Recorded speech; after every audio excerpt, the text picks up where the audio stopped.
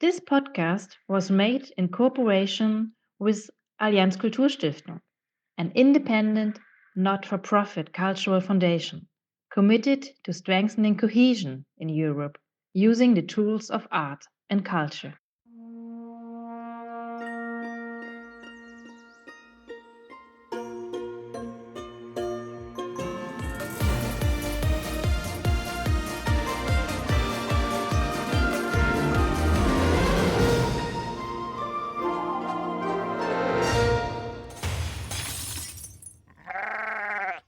Bonjour, Dominique.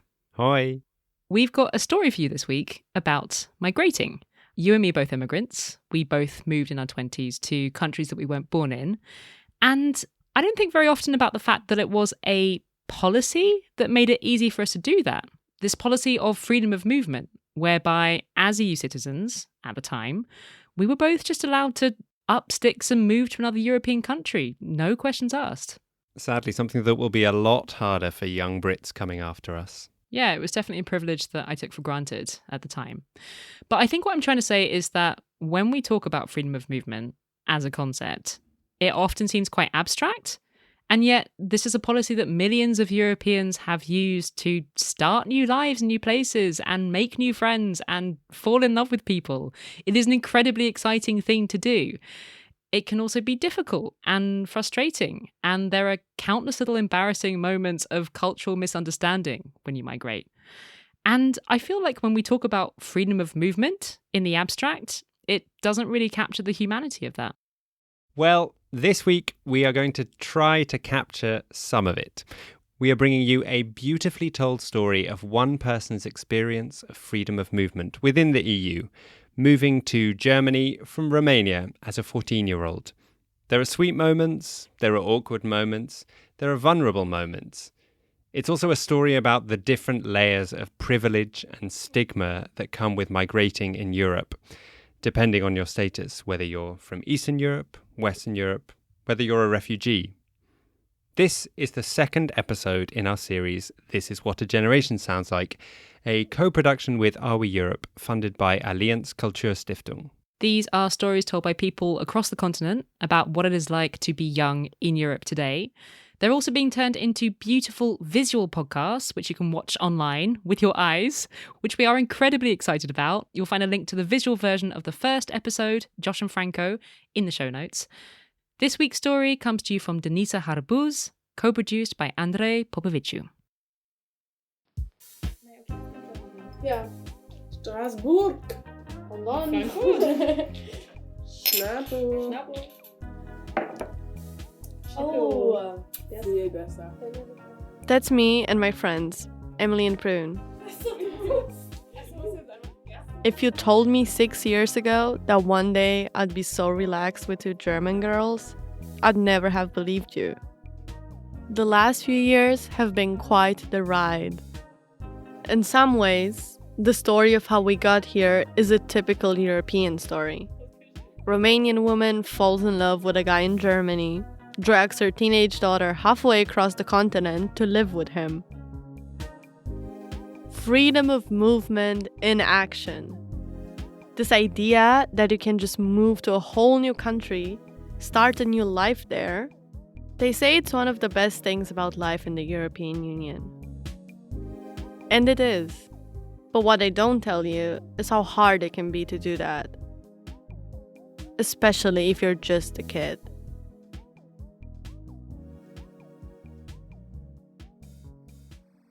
My mom and I moved from Romania to Germany in 2015, just as a huge wave of refugees were arriving there. I was 14. Europe's migrant crisis is getting worse by the day. A migrant crisis spiraling out of control. Hundreds of thousands of migrants have streamed into Europe, the largest influx there since the end of World War II. The Syrian and Afghan kids who came with those families were my classmates. They have their own stories to tell. Stories much more painful than mine. My mom and me, we're part of a different mass movement of people. Just 2 out of the millions of Romanians who've moved their lives west. I come from a peaceful country. I've never known a war. In many ways, my migration story is nothing like the refugee kids who arrived in Germany. But that doesn't mean it's been easy for me to fit in here. I'm from Piatra Neamț, a small town in eastern Romania surrounded by mountains. But my mom was always restless. One time, she hatched a plan to move to the south of France. Another time, it was Bucharest. But these plans never happened. So when she asked me one school night, Deni, vrei să ne mutăm la Marius în Germania? Denny, do you want to go live with Marius in Germany? I just said, sure, why not? The fact that we might actually be moving didn't really hit me. Not until break time at school the next day. What if my mom's plans actually came through for once? I'd have to leave all my friends behind.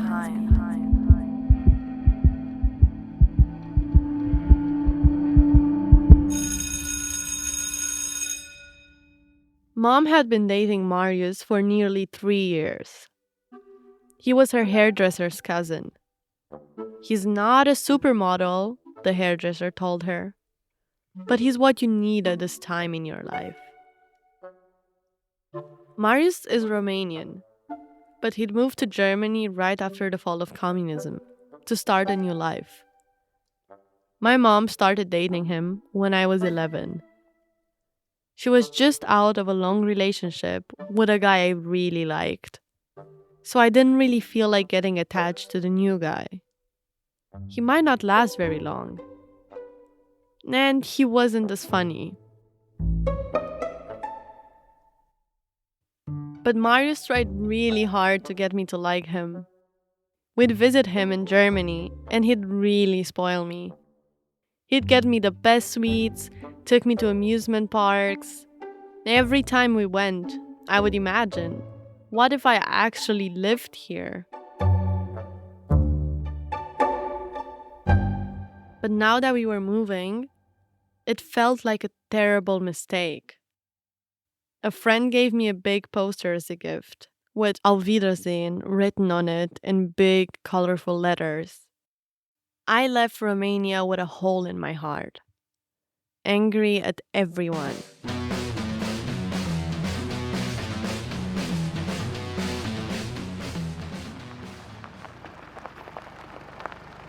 Marius lived in Oppenheim, a tiny German village.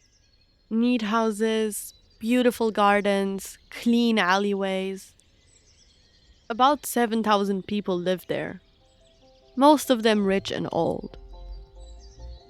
I kind of liked Oppenheim when we visited, but now that we had actually moved there, I was hit by a crushing realization. Oppenheim was boring. One high school, 2 supermarkets, a bookshop, and a few cafes. Not much for a 14-year-old to get excited about. And it didn't seem like Oppenheim was too keen on us either. One day, my mom and I were in front of the supermarket, talking loudly in Romanian. And the German lady turned around and looked at us like we were the dirtiest people on earth. I'll never forget the look on her face. Don't speak Romanian. This clearly bothers people. Don't talk too loud. Be normal. Don't attract too much attention. That moment stayed with me throughout my teens. I had become ashamed of using my own language in public. This was our first year in Germany, 2015. Thousands every day at the main train station in Munich, often greeted by applauding locals or welcoming volunteers. It's no wonder that Germany is the preferred destination for so many refugees. Most of the refugees were arriving in southern Germany, just like us. If we felt cut off from German society, I can't even imagine how they felt. The refugees lived in a separate neighborhood from the Germans. Lots of them weren't working yet because they just arrived. As for the kids, they got put in a separate class designed to teach them how to integrate. And, to my surprise, I got put in this class as well. It was called the Willkommensklasse, the welcome class. My German was pretty non-existent when we first moved there. So, for the school authorities, this seemed like the obvious place to put me. Looking back, I can't help but wonder if the same thing would have happened to a French or a British child with the same kind of background as me. Would they have been put in the welcome class? Unde, într-adevăr, comunitatea era închisă, erau majoritatea... I sat down with my mom after all these years to talk about how these moments changed us. Pentru cei de la școală, chiar pentru profesorii tăi, își puneau întrebarea dacă țara din care vii este o țară sigură. She's telling me how, back then, my teacher told her she was worried that I came from some kind of unsafe country. I'm still not sure if she was confused and thought I was a refugee, or if she genuinely thought Romania was unsafe. Either way, it bothered me. And it bothered my mom too. Cât de șocant. Da, așa este. The German kids studied in normal buildings. But we, immigrants and refugees, were put in an industrial container outside the school. It felt like they wanted to keep us hidden. The German students also seemed to avoid us as much as possible. We would see each other from across this huge courtyard that separated us. We had separate timetables in the canteen. The only time we saw each other was at break. And let me tell you, we really felt those intense stares from the German kids. Maybe they were just curious, but I felt like I was walking around with a big X on my back. A target for their scorn. I always felt like I had to explain myself to the German kids. And I didn't want to be pitied. I wanted to shout, "I'm not here because my parents want to steal your parents' jobs." It didn't really seem like the school knew what to do with us, what to teach us, how to categorize us. Kids of all ages were mixed together. My class was mostly made up of refugees from Syria and Afghanistan. The only goal was to learn German. Vor dem Gesetz steht ein Türhüter. We did kindergarten-style activities, coloring, doing puzzles and crosswords.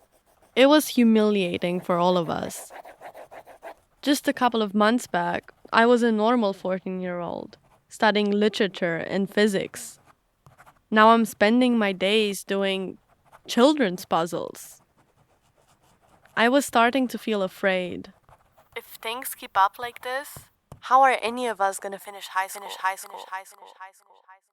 I filled the hours after school with long video calls to my friends in Romania and with music from back home.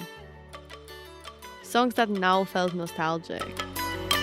Trece sat după sat, trece lacul înghețat, trece munți, trece dealul și mirește prin pat. My mother would find me on the couch, staring blankly at a wall.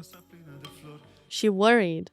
Why aren't you doing anything? Why don't you pick up a German book and learn some more? Do you think you can sulk like that forever? She told me off a lot, but the arguments would go nowhere. I didn't give up on returning home.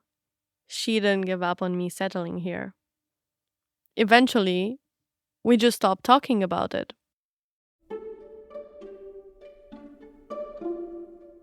After months of doing crossword puzzles, the school transferred me into a quote-unquote normal class with the German kids.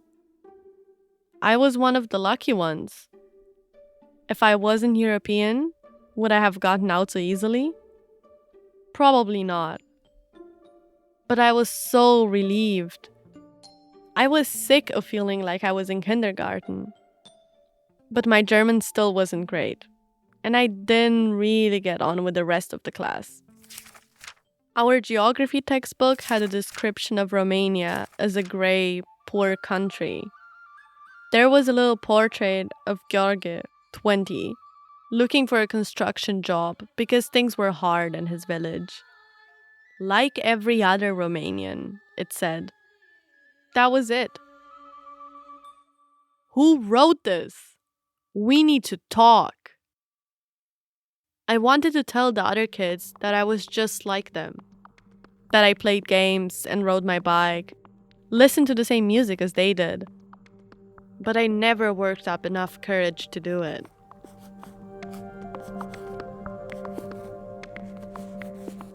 During that time, I left tear-soaked letters under my mom's bedroom door almost every night. I begged her to let me move back to Romania and live with my grandparents. My mom just told me that she wouldn't dream of living without me. Sometimes I would ask her, "Did you get a letter?" She would just say yes and change the subject. I guess she just felt overwhelmed. But it felt like she was just totally ignoring the fact that I wanted, that I needed to go home.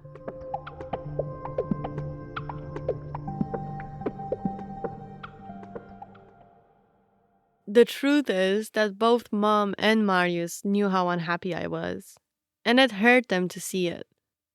They came up with a pretty radical new plan. We were all going to move to Berlin. I could go to a high school where they spoke English as well as German. It was their last desperate attempt to convince me to stay. Marius was willing to give up his whole life in Oppenheim and move north, just to make it better for me.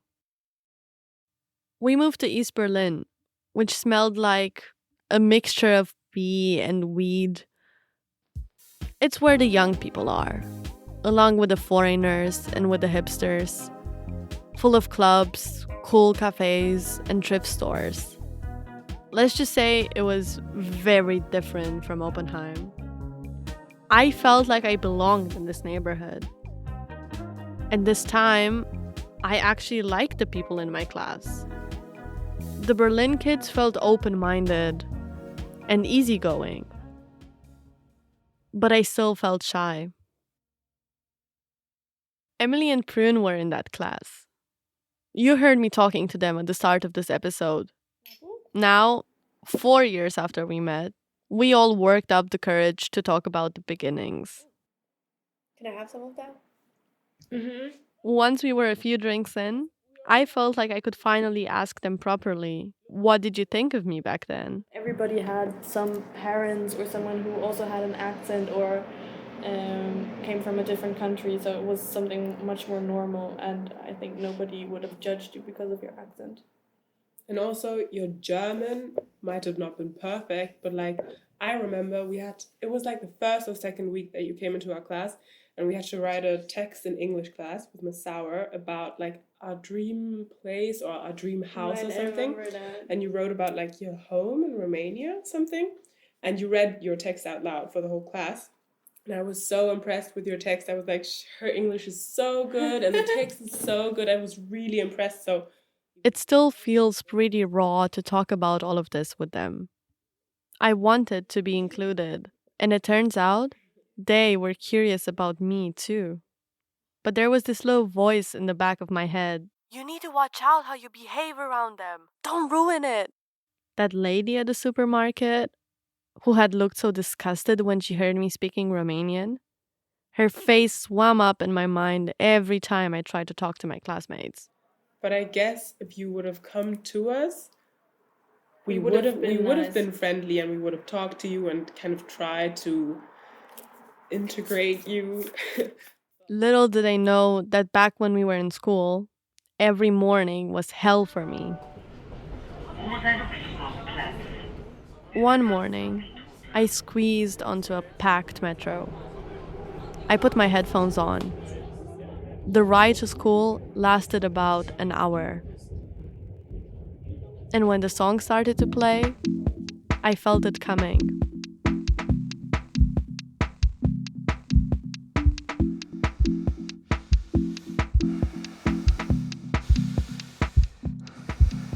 Just these two words, and I can truly sound German.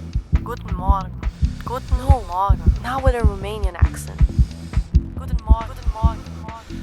Guten Morgen. Guten Morgen. Guten Morgen. Guten Morgen. Guten Morgen. Guten Morgen. Guten Morgen.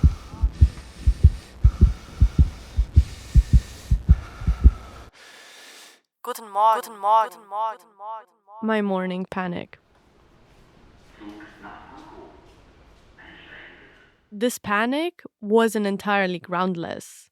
Even at this cosmopolitan school in Berlin, there had been ugly moments. One time, I was answering a teacher's question, and I heard two girls whispering behind me, "Look at her. She really looks like a gypsy with that hair." I was stunned. I would play scenes like that one over and over in my mind every morning. What else is going to happen today? For the first 2 years in Berlin, I mostly stuck together with the other English-speaking kids at school. It was easier for all of us. But everything changed on our class trip to Lisbon. We were a closed unit, and when we had to discuss who was going to be in what room, I was like, I'd rather be with my friends. And then you and Leah came into our room, and I was like, Everyone was speaking German. I was the only non-native speaker. I had to speak. And suddenly, it just clicked. In the end, it was fun, and I think it was really nice that we kind of connected through sharing the room. Yeah, I remember one time we just all lay in bed and we were like talking about like girl stuff, and it was like such a nice memory. So I could actually have conversations in this language. I felt really cool. Just after the Lisbon trip, I had my first dream in German. I felt like, wow, I really know German now. And before I knew it, I was actually integrating into Berlin teenage life. I didn't miss a single party. I formed a big group of friends. And people even left messages in my 10th grade yearbook, saying things like, "I love the way you express yourself in class. Queen of style. Best actress. Sweetest accent." After a while, I stopped reliving every social interaction over and over in my head. In a way, I still feel like I live in two different worlds. When I go back to Romania, I'm still the open, friendly, and sensitive Denisa I've always been. In Berlin, I'm more careful. I'm still afraid people will see just how vulnerable I really am. Încet, încet, repet și spun că te-ai acomodat și aici, ți-ai găsit prieteni și când ți-ai găsit și când ai început să mergi la distracții, deja au intervenit alte probleme. My mom's telling me how happy she was to see me finding my place here, making friends. But she says she's found new worries to replace the old ones.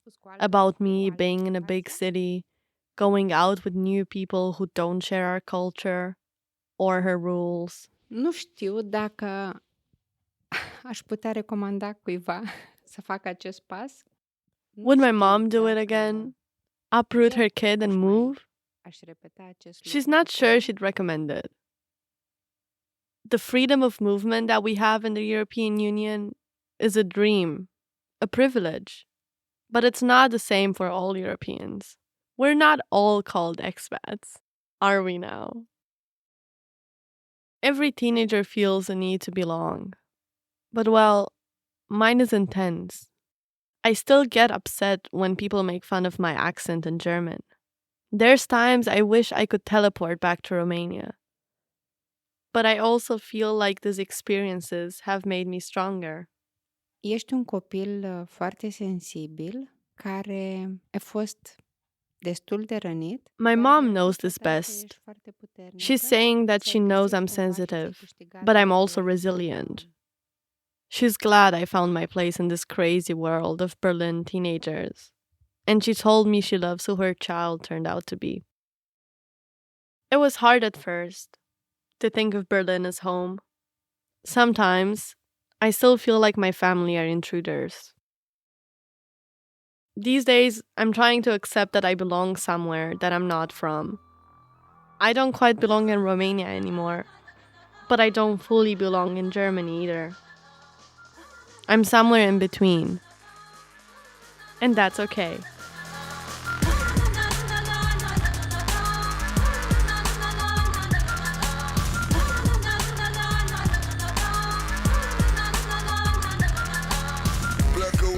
La bada bine tai ca să dea nici o șansă să auzi vreodată de la noi manea.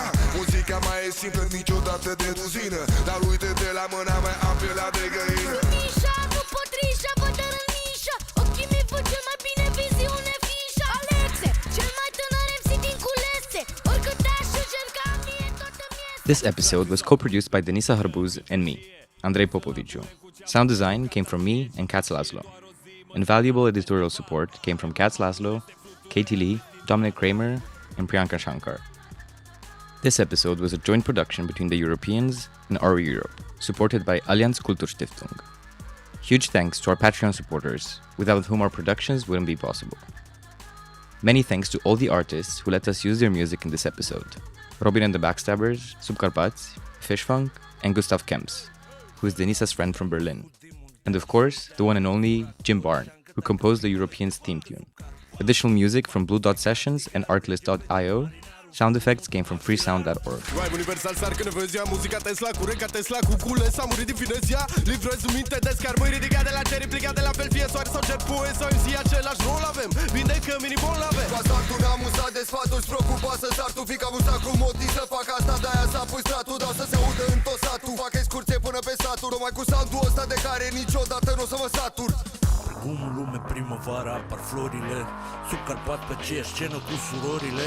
Mergem la festivaluri și cântăm în toate țările, răsună peste deal, se aude în toate văile.